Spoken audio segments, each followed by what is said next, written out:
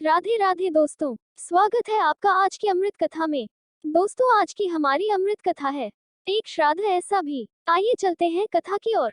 दोस्तों, एक बार नरसी मेहता के बड़े भाई वंशीधर नरसी जी के घर आए। पिताजी का वार्षिक श्राद्ध करना था। वंशीधर ने नरसी जी से कहा, कल पिताजी का वार्षिक श्राद्ध करना है, कहीं अड्डेबाजी मत करना, बहू को लेकर मेरे यहाँ आ जाना। काम काज में हाथ बटाओगे तो तुम्हारी भाभी को आराम मिलेगा। नरसी जी ने कहा, पूजा पाठ करके ही आ पाऊंगा। इतना सुनना था कि वंशीधर उठ गए और बोले, जिंदगी भर यही सब करते रहना। जिसकी गृहस्थी भिक्षा से चलती है, उसकी सहायता की मुझे जरूरत नहीं है। तुम पिताजी का श्राद्ध अपने घर पर अपने हिसाब से कर लेना।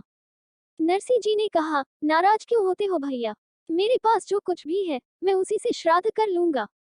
नगर समाज मंडली को मालूम हो गया कि दोनों भाइयों के बीच श्राद्ध को लेकर झगड़ा हो गया है। नरसी अलग से श्राद्ध करेगा, ये सुनकर नगर मंडली ने बदला लेने की सोची। पुरोहित प्रसन्न राय ने 700 ब्राह्मणों को नरसी के यहाँ आयोजित श्राद्ध में आने के लिए आमंत्रित कर दिया।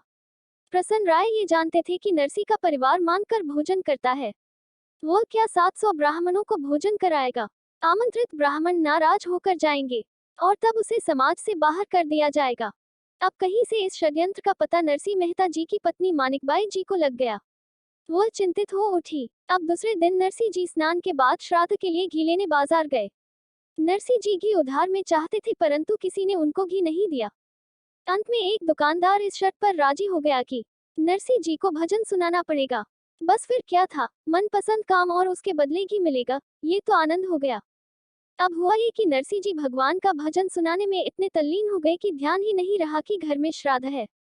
अब नरसी मेहता जी भजन गाने में तल्लीन होकर घर और श्राद्ध सब भूल गए।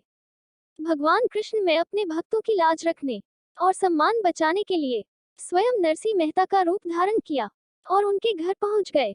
श्राद्ध की तैयारी की और सारी सामग्री बनवाई। वह श्राद्ध कराते रहे। दुकानदार के यहाँ नरसी जी भजन गा रहे हैं और वहाँ श्री कृष्ण भगवान नरसी जी के भेष में श्राद्ध करवा रहे हैं। जय हो प्रभु, वाह क्या माया है, अद्भुत। भक्त के सम्मान की रक्षा को स्वयं भेष धर लिए। वो कहते हैं ना कि अपना मान भले टल जाए, भक्त का मान न टलते देखा। प्रबल प्रेम के पाले पढ़कर प्रभु को नियम बदलते देखा। तो 700 ब्राह्मणों ने स्वादिष्ट भोजन किया। दक्षिणा में एक एक अशर्फी भी प्राप्त की। 700 ब्राह्मण आए तो थे नरसी जी का अपमान करने, और कहा उन्हें बदले में स्वादिष्ट भोजन और अशर्फी मिली दक्षिणा के रूप में। वाह प्रभु, धन्य है आप और आपके भक्त। दुष्टमती ब्राह्मण सोचते रहे कि ये नरसी जरूर जादू टोना जानता है। इधर दिन ढले घी लेकर नरसी जी जब घर आए तो देखा कि मानिकबाई जी भोजन के लिए प्रतीक्षा कर रही है। अब नरसी जी को इस बात का क्षोभ हुआ कि श्राद्ध क्रिया आरंभ नहीं हुई। नरसी जी बोले, वो आने में जरा देर हो गई, क्या करता, कोई उधार का घी भी नहीं दे रहा था, मगर तुम श्राद्ध के पहले ही भोजन के लिए प्रतीक्षा क्यों कर रही हो। मानिकबाई जी ने कहा, आपका दिमाग तो ठीक है, स्वयं खड़े होकर आपने श्राद्ध का सारा कार्य किया, ब्राह्मणों को भोजन करवाया, दक्षिणा दी, सब विदा हो गए, अब आप भी भोजन कर लो, मुझे भी भूख लग रही है। ये बात सुनते ही नरसी जी समझ गए कि उनके इष्ट देव स्वयं उनका मान रख गए। गरीब के मान को, भक्त की लाज को परम प्रेमी करुणा में भगवान ने बचा लिया। नरसी जी मन ही मन में गाते रहे, कृष्ण जी कृष्ण जी कृष्ण जी कहे तो उठो रे प्राणी, कृष्ण जी ना नाम बिना जे बोलो तो मिथ्या रे वाणी।